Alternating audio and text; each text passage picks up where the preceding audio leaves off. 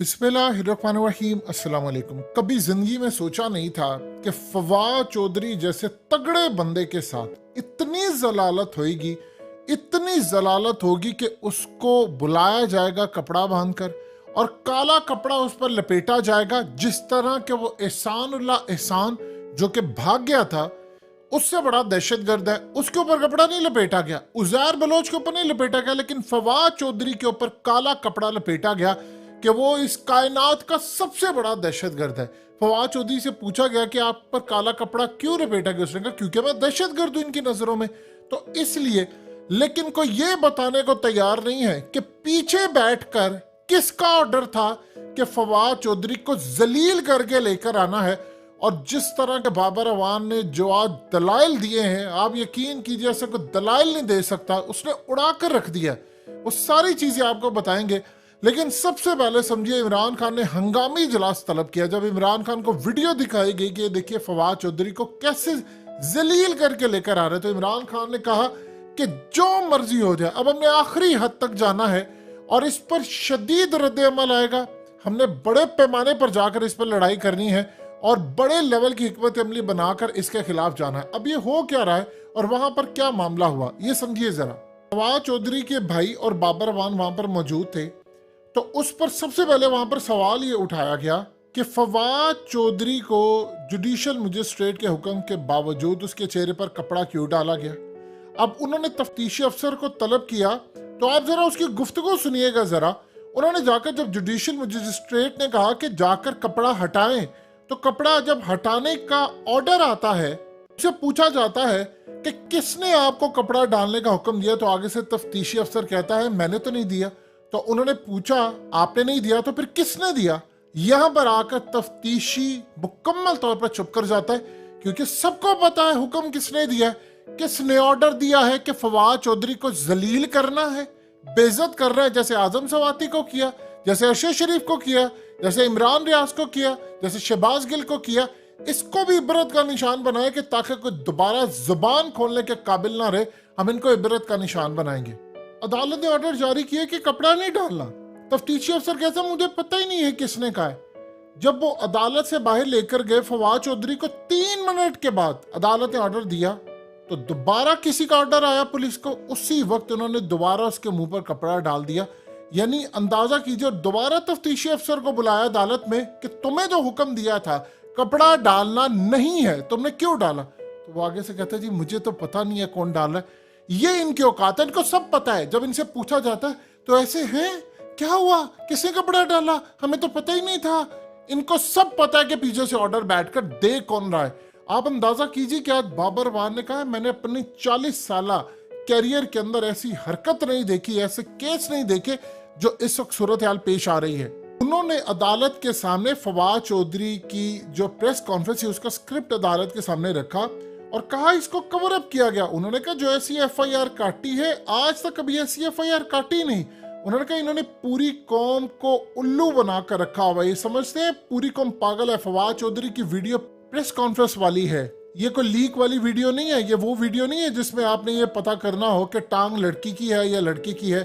उन्होंने कहा वीडियो वाज़ेह है, तो आप बताएं आप क्या चाहते हैं मजीद।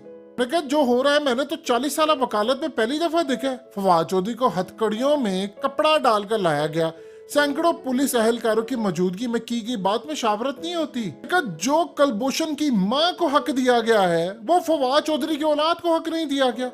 यानी वो कलभूषण सगा रह गया है इनका, वो एहसानुल एहसान सगा रह गया है।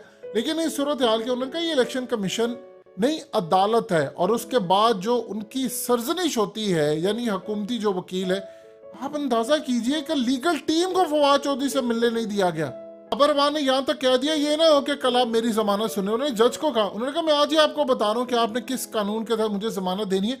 यानी बाबर अवान को भी पता चल गया कि शायद अब उसको भी ना छोड़ा जाएगा। उन्होंने कहा 4 बार लाहौर हाई कोर्ट ने बाबर अवान ने कहा कि 4 दफा कहा है कि फवाद चौधरी को पेश करो, इन्होंने नहीं पेश किया। एक वजीर कहता है कि हम 6 बजे इस्लामाबाद में पेश करेंगे। उन्होंने कहा मैं इसको जस्टिस कहूँ या मैनेजमेंट कहूँ, ये रूल ऑफ लॉ है या घोष सिस्टम है। परवान ने कमाल दलाइल दिए। उन्होंने कहा जिन्होंने पाकिस्तान को धमकियां दी उनको 9 ओहदे दिए गए। उन्होंने कहा कोई गैर मुतलका सिविलियन अदालत में यहाँ पर ना हो, सब बाहर चले जाएं। और सिवाय उनके जो पहचाने नहीं जा सकते। यानी आप समझ आए कि उन्होंने किसका कहा कि कौन सादा कपड़ों में वहां पर आया हुआ था। फिर उन्होंने जो पुलिस वालों से कहा, उन्होंने कहा आप बताएं, क्योंकि उन्होंने कहा कि इसकी हथकड़ी खोले। तो उन्होंने कहा चाबी आपके पास है, ये चाबी उनसे लेकर आओगे जिन्होंने लगवाई है।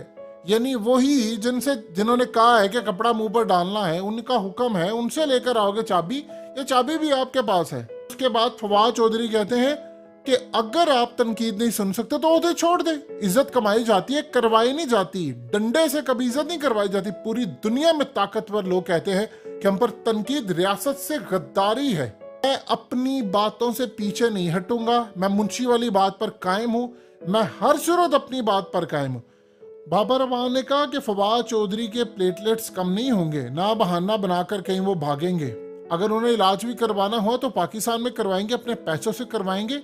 हम जा नहीं रह गए, हम पूरी तरह शामिल तफ्तीश होने को तैयार हैं। जब आप कहेंगे, जहां कहेंगे हम आएंगे, हम भागेंगे नहीं। बाबर अवान ने कहा पार्लियामेंट में खातून ने रुकने असम्बली को ट्रैक्टर ट्रॉली कहा गया, आपने कितने पर्चे काटे। उन्होंने कहा कि जिस शख्स ने यानी इमरान खान ने इस्लामोफोबिया का केस लड़ा, इसे यहूदी कहा गया। कितने पर्चे काटे उन लोगों के खिलाफ जिन्होंने इस्लाम का दिफा किया। उन्होंने कहा कि मैं आपसे पूछता हूं कि किस तरह आपने पर्चे काटे हैं।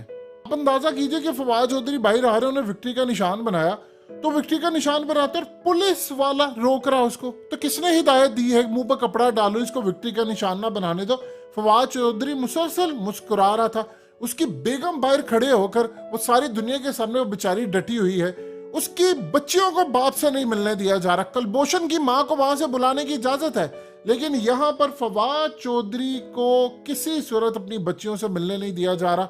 इस पर बाबर अवान ने कहा प्रोसिक्यूशन और हुक्मरान जमीन पर खुदा ना बने, फवाद सेहतमंद आदमी है, इसको कोई मसला नहीं होगा। उनके भाई फैसल चौधरी ने कहा कि हमें खर्चे फवाद चौधरी पर अब बहुत ज्यादा तशद्दुद किया जाएगा। ये अगर ऐसा हुआ तो ये कानून के खिलाफ होगा। उसका मोबाइल और सिम इस्तेमाल हो रहा है, कोई बैठकर मोबाइल पर कुछ भी करके टाइप करके या बाद में कर दे तो सब कुछ फवाद पर डाल दिया जाएगा।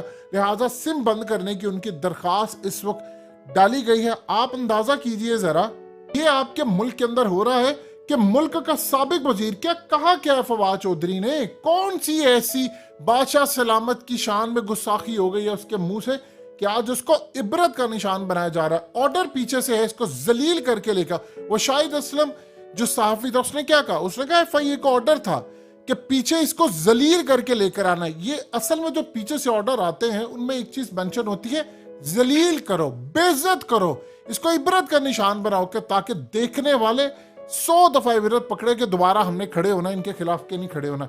ये पाकिस्तान की तारीख, इस मकसद के लिए आपने मुल्क बनाया था कि जो जरा तनकीद करेगा उसको उठाओ, उसको रगड़ा लगाओ। और आज देख लीजिए आपके मुल्क की सूरत हाल। पाकिस्तान की 75 साल तारीख का इबरतनाक डार्क पीरियड जो इस वक्त चल रहा है वो इस वक्त मौजूदा पीरियड है। ऐसा बदतरीन लम्हा इस रुए जमीन पर इस मुल्क पर नहीं आया, और न जाने इससे कितने बदतरीन वाकयात अभी होना बाकी हैं, इसका कुछ नहीं कहा जा सकता।